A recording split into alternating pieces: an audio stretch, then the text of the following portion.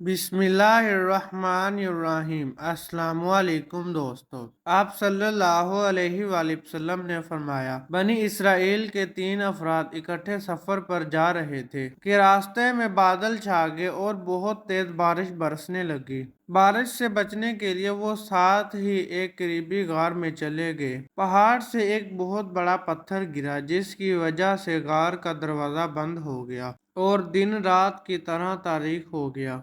अब खुदा के अलावा उनका कोई भी मददगार ना रहा। उनमें से एक शख्स ने कहा, हम इस मुसीबत से बचने के लिए अपने अमाल को वसीला बनाकर अपने रब से दुआ करें कि हमें यहाँ से निजात मिल जाए। तीनों अशखास ने इस बात पर इत्तेफाक किया।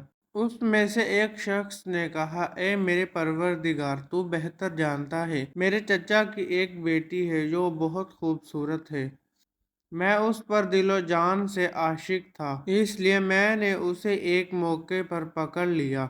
तो मेरे चचा की बेटी ने कहा कि खुदा से डरो। ये अल्फाज मेरे ऊपर इतना असरअंदाज हुए कि मैंने बुराई से हाथ खींच लिया। अगर मैंने ये काम इखलास और तेरी रजा के लिए किया हो तो हमें इस मुसीबत से निजात दिला। उन्होंने देखा कि अचानक गार से थोड़ा सा पत्थर हट गया और गार में रोशनी आने लगी। उसमें से दूसरे शख्स ने कहा, ए मेरे परवरदिगार, तू जानता है मेरे बूढ़े वालिदैन हैं, उनकी कमरों में खम पड़ चुके हैं। एक रात मैं उनके पास खाना लेकर गया तो मैंने देखा मेरे वालिदैन सो रहे हैं। तमाम रात मैं खाना लेकर उनके सरहाने खड़ा रहा, लेकिन मैंने उन्हें नींद से बेदार नहीं किया ताकि उन्हें कोई भी तकलीफ ना हो। ए मेरे परवरदिगार, अगर ये काम मैंने तेरी रजा के लिए किया हो तो हमें इस मुसीबत से निजात दिला। जैसे ही उसने ये दुआ की तो पत्थर थोड़ा सा और हट गया। तीसरे शख्स ने कहा, ए मेरे परवरदिगार, तू हर चीज को जानता है।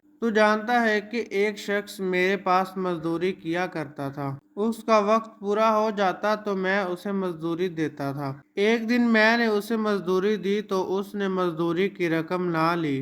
वो उससे ज्यादा का तलबगार था। वो मुझसे उठ कर चला गया। मैंने उसकी मजदूरी से एक भेड़ खरीदी और उसकी इलादा से हिफाजत करता था। उस भेड़ से बच्चे बनते रहे। कुछ अरसा बाद वो एक रेवड़ बन गया। एक अरसे के बाद वो मजदूर मेरे पास आया और अपनी उजरत तलब की। मैंने उससे भेड़ों की रेवड़ की तरफ इशारा किया।